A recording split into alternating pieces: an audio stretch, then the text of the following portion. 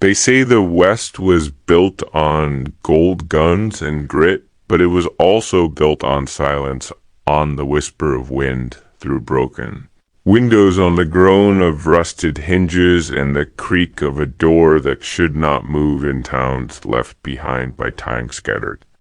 Across the desert plains and mountain valleys are the haunted ghost towns of the American frontier, places where life burned fast and died young, but the stories never quite left. These towns were born in fever, when gold or silver or oil was struck, and men flooded in with pickaxes and whiskey bottles and dreams bigger than the horizon. They built saloons in a day, churches in a week, and cemeteries before the first month ended. Places like Bodie, California, once home to 10,000 people, now home to none, they said.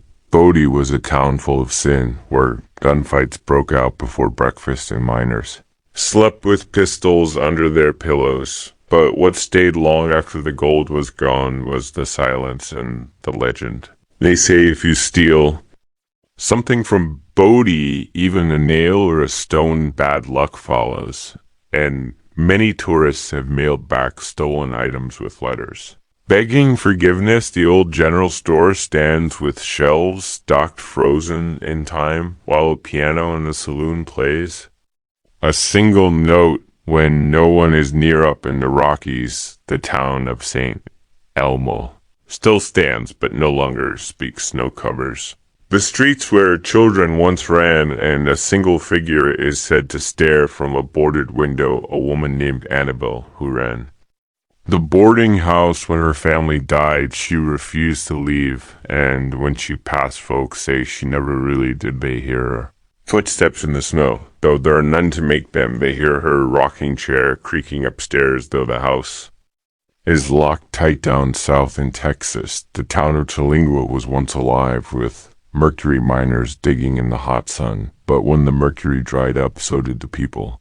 The church still holds its shape, the graveyard is full, and the wind carries voices in Spanish and English. Some say you can hear the miners working at night, their picks echoing in the rocks, though no one has held a tool there in decades in Montana.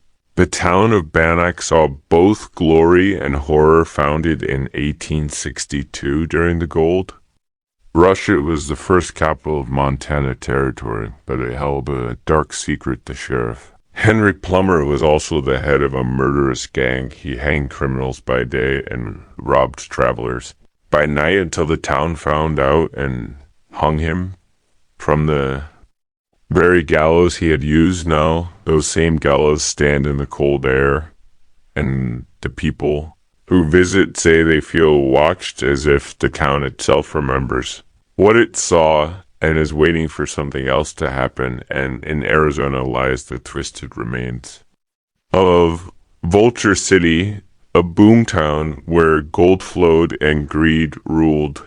It was said to be cursed from the start, with deaths, accidents, and betrayals piling higher than profits. Miners were crushed by falling rock, gamblers stabbed in barroom brawls. A woman named Mary was murdered by her husband and buried under their cabin, and visitors swear they still hear her crying in the night.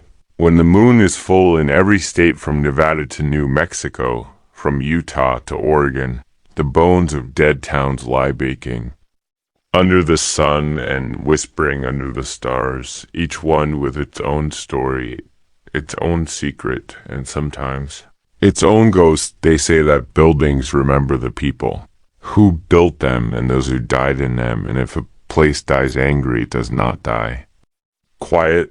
The town of Rhyolite, Nevada had electricity before New York City, but its riches were gone in a blink, and now the Grand Bank stands empty and cold, and those who walk inside say they feel a chill like breath on the back of their neck. The hotel where a woman hanged herself still smells faintly of her perfume, though no one has worn it in 100 years, and the jail echoes with footsteps that belong to no one.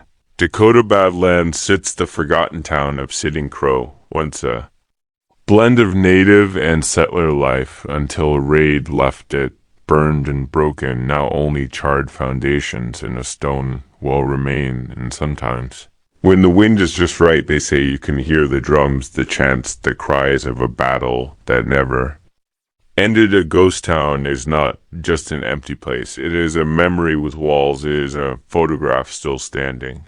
It is a song with no singer, and each one tells us something about who we were and what we lost. Many of these towns were abandoned, not by disaster, but by silence. The mines dried up, the water ran out, the trains stopped coming, and the people left in a single day without goodbye chairs. Still pulled out from tables, shirts still hung on nails, as if the owners might return after supper. But they never did, and the towns waited and never stopped waiting. Some say that is why the ghosts stay. Not because they are angry, but because they are alone. They are waiting for anyone to remember their names, to tell their stories, to say they mattered once in Colorado. The town of Ashcroft sits under the snow, only a few buildings left upright. The hotel still stands, though no one checks in, and skiers say they see lights at night where no power has run in decades. One man swore he saw a figure standing in a window, waving with no face, just a shadow. And when he turned away, the light vanished in Utah. The ghost town of Grafton saw death and flood and disease, and Ward's tiny cemetery holds entire families wiped. Out in days, the swing set creaks, though no one plays, and the schoolhouse bell rings, though no rope is attached. A photographer once stayed overnight and fled in the morning, leaving his camera behind, saying only this: they do not want to be watched. There are modern ghost towns, too, left behind by war, by economics, by disaster, but the one from the frontier, they hold a special kind of echo, because they were built by hand, by fire, by hope, and by hunger, and they were abandoned just as fast. And in that space between dreams and dust, the ghosts found a home. No one who visits these towns walks away.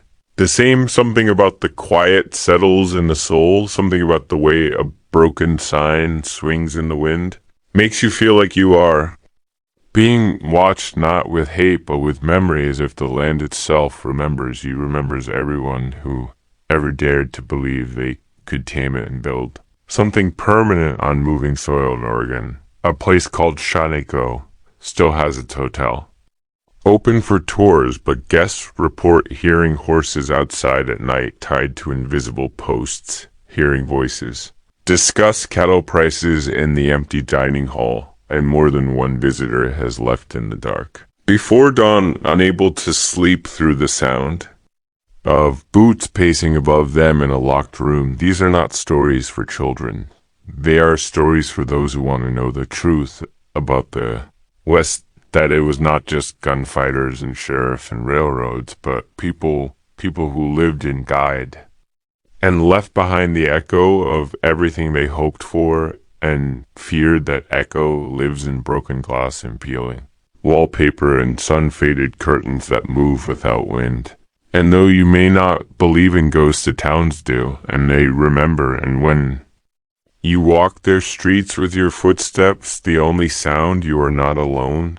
You are walking with every man, woman, and child who ever called that place home and left something of themselves behind. The West was never empty. It was full of dreams.